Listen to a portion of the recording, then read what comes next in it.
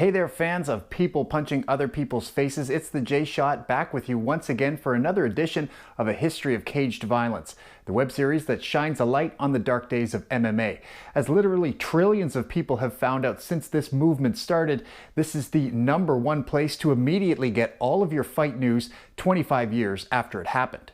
Last time we saw Royce Gracie reclaim the crown by defeating Dan the Beast Severn. Luckily, that didn't deter him too much, though, because the next UFC event was called Return of the Beast, and the title doesn't really work if you don't, have a returning beast. Danny Boy and Gracie are both back for UFC 5, but the defending champ won't be defending that title at all. He's going to have a rematch with UFC 1 veteran Ken Shamrock in a super fight that's guaranteed to be exciting and not boring at all, pretty much paving the way for the Beast to best the field. Well, let's see who else is coming along for the ride.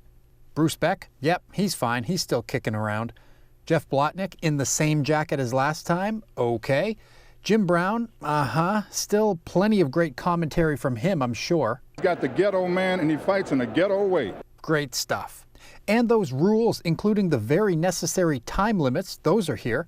So is this doctor who clearly prescribed himself something strong to numb the shame he feels for taking part in this. And would you look at that, it's UFC 4 alum, the Black Dragon, Ron Van Cleef, always such a snazzy dresser. All right, who's fighting though? Okay, we've got Andy Anderson, probably a fake name, up first against John Hess. You may remember Andy Anderson from sitting behind the commentary team at UFC 3, although no, you probably don't remember that. But anyway, they say he's 86-0 in bare-knuckle fights, so maybe you remember him from those fights that certainly all happened. You know, they say there's always somebody bigger, better, stronger, tougher. Well, I came to the UFC tonight to see if he's here. Well, what'd you come to the UFC those other nights for? You know what I like about old Double A, though? He said if he won, he'd donate the prize money to a charity, such as Feed the Children. What a guy. He owns a chain of nightclubs nationwide, including the Totally Nude Steakhouse. Well, that's one way to feed the kids. His opponent, John Hess, goes by the Giant with an attitude. Don't ask me why they didn't dub him the not-so-friendly Giant, although the name is pretty spot on. Just watch him beat the crap out of his poor sparring partner. Hey man, he's here to help you out. Maybe give the guy more of a break and less actual shots to the face. I'm John Hess. I'm from the Safta Fighting Center. I'm here to break people. With a hat like that, you're sure to at least break a few hearts, big guy. His fighting style is Safta. Scientific, aggressive, fighting technology of America. Everyone's doing it. Blatnick then explains Hess thinks submissions are, quote, silly, and body shames him for good measure. He also claims he's in tremendous shape. You may not believe it by the looks of him. Let's have a moment of silence for Rich the G-Man Goins, who's dropped the UFC mic after 4 straight shows. Who's replacing him? Let's go up to our ring announcer, Ron Jeremy. No way, the Hedgehog? How'd they get him? Oh, yeah, okay, I guess that makes more sense. He's not really known for his voice, is he? Game on. The 4th-degree black belt in Safta, which he invented, displays his mastery of the craft by immediately running across the octagon and swinging like a lunatic. It does kind of work, though, as he just hits Anderson with some real stiff shots over and over. But the big man ends up on the bottom, and despite it being one of the 3 things you can't do, Hess sticks his fingers in Andy's eyes and improves his position the old-fashioned way, by cheating. Back on their feet, he once again ransacks Anderson, whose right eye has begun to swell. McCarthy stops the fight, and Anderson looks heartbroken, having been screwed out of his chance to advance. No handshake, no nothing, on to the next fight. Hey, at least this next guy looks like a real fighter. Strong, in shape, good technique. Like his friends Kimo and Josan. Oh, come on. Let's hope old Todd Medina gets embarrassed like his friends did, which is possible considering he's up against Larry Thunderfoot Curitin. This time I'm taking off the gloves and I'm stepping into the octagon and I'm knocking somebody out. Yikes. One thing's for sure, these guys are going to stand and trade, except that they don't at all. Medina grabs the leg and gets the takedown. Curitin hangs on, but some short headbutts are the difference maker. Beck then indicates that Jeet Kune Do wins out. Yep. That's exactly how Bruce Lee intended it. A guy named Oleg is up next, which means the Russians are coming, finally making their way into the UFC. He's an absolute killer, but you'd never know it from his impeccable manners. It's my first time in America. Thank you. His opponent, Ernie Verdicchia, calls himself the fighting paramedic, but perhaps the funny line provider is also applicable.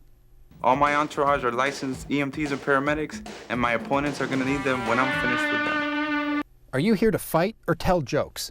Maybe it's both. I mean, he does push the action, but when it goes to the ground, Takhtarov knows how to lay the trap, and Ernie falls right in. A quick reversal results in a tap, and Oleg advances. A sign that says Tyson versus Royce Gracie is then shown in the crowd. Hey, you put it on pay-per-view, I'll buy it, even now. Cue the recycled footage from UFC 4 of Dan Severn training in the gym. As stated earlier, the Beast is back, and this time he's brought his National Wrestling Alliance Championship belt with him. No Jim Cornette, though. Don't let his opponent's nickname fool you. Joe Ghetto Man Charles looks more like African royalty. He won as an alternate in UFC 4 but didn't get called in off the bench. Now he's a starter and a man of a few words. You had seen me in UFC 4. You'll see me again tonight. Check it out. I'm out of here. Off he goes, into the Beast's cage. At this point, Charles won the fastest match in UFC history at 14 seconds. Severn lost the longest at over 15 minutes. A true apples and oranges matchup. Not surprisingly, Severn goes for an immediate takedown, and we're then forced to bear witness to nearly 20 straight seconds of his ass. Enough already. In about a minute and a half, Severn gets a perfect rear naked choke. Charles tries to hang onto the fence, but he's going down and tapping. The Beast's celebration is an interesting one, and Beck thoroughly enjoys the sportsmanship. Oh, what a wonderful hug. Now that the quarterfinals are over, we find out that the giant jackass John Hess is injured. Probably hurt his finger jamming it into the eye of his opponent. Tough thing to train your digits for. So alternate Dave Beneteau is in against Medina, but he's not scared. In fact, he'll go toe-to-toe with anyone. He'll go toe-to-toe with anyone. But I'll go toe-to-toe with anybody who wants to exchange punches. Maybe the scriptwriters got lazy and didn't expect an alternate to enter the tournament. I guess they missed literally every UFC so far except the first one. Following Joe Charles' lead of having an extremely fast and exciting match in the alternate bracket that no one got to see, he only spent 21 seconds dispatching his opponent. Contrast that with the shiner developing on El Tiburon's left eye. Beneteau takes him down, throws some close fists, takes mount, and in less than 2 minutes ensures an alternate is once again in a UFC final. Taking nothing away from Beneteau, Oleg the Russian Bear Takhtarov and Dan the Beast Severn is the real main event. The grappler from Gorky testing himself against the Coldwater collegiate wrestler. Love the pink shirt, by the way. The National Wrestling Alliance belt, which Beck calls the oldest wrestling alliance, leads the way to the octagon. When the bell rings, they don't waste any time feeling each other out and looking for an opening. Severn takes down Takhtarov and even scores a knee to the head.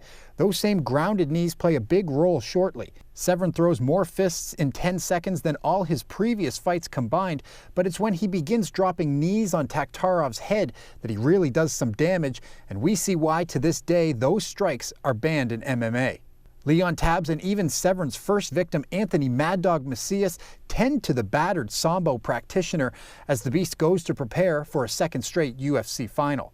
But first, the Shamrock Gracie rematch. Beck calls him Ken One Punch Shamrock, which, considering all his submission wins, is so inaccurate it almost seems sarcastic. Gracie is said to have added some weight to his frame in preparation because, well, look at Shamrock as he blasts out bench presses with the weirdest barbell ever.